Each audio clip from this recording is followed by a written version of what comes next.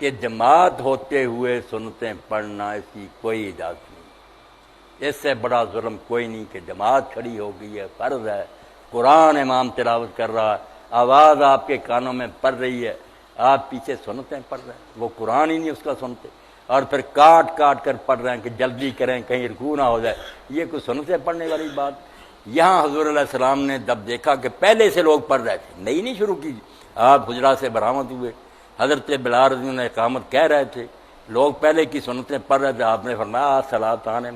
ایک وقت میں دو نمازیں ہو سکتی ہیں، اذا اقیمت الصلاۃ فلا صلاۃ الا المکتوبہ، جب اقامت ہو جائے تو کوئی نماز نہیں سوائے فرض نماز کے۔ اس لیے یہ تو پکا پلے باندھیں۔ امام ابو حنیفہ رحمۃ اللہ علیہ نے جو بیچاروں نے کہا تھا وہ مسجد میں پڑھنے کا نہیں کہا تھا، یہ جو ساتھ ہی آگے وہ کہتا تھا مسجد کے باہر اگر کوئی جگہ ملتی ہے نا، آپ اس مکان میں نہیں آتے جہاں جماعت ہو رہی اور ایک رکعت پوری ملنے کا یقین ہے کہ دوسری تو چلو یہ سنتے ذرا ضروری، یہ ان کا اجتہاد تھا، مگر درست وہی بات ہے،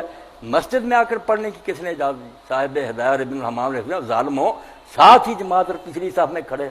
یہ حنفی مذہب بھی نہیں، حدیث کے بھی خلاف، بالکل نہ پڑھیں، جب اللہ اکبر ہو جائے پڑھ بھی رہے تو چھوڑ دیں۔ حضرت عمر رضی اللہ تعالیٰ عنہ ابن عمر ہاتھ کھول دیتے تھے کہ کیا کر رہے ہو تم، سنتے پڑھ رہے ہو، ادھر فالن کا حکم ہو گیا کہ آ جاؤ صف میں کھڑے ہو جاؤ، تو چھوڑ دیں۔ رہ گئی بات بعد میں پڑھنے کی، یہاں بھی آپ بے فکر رہیں، جیسے دوسری نمازوں کی سنتیں بعد میں پڑھ لیتے ہیں،